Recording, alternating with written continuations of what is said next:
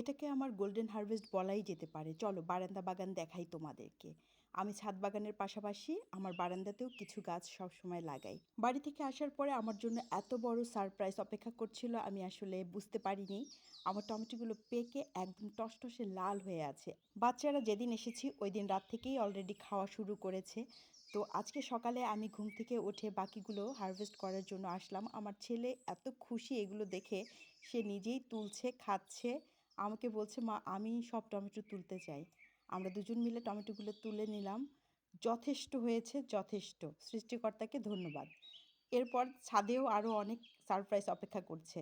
Cherry tomato ভালো মতো পাকলে এর স্বাদ সত্যি অতুলনীয়। চেরির থেকে কোনো অংশে কম নয়।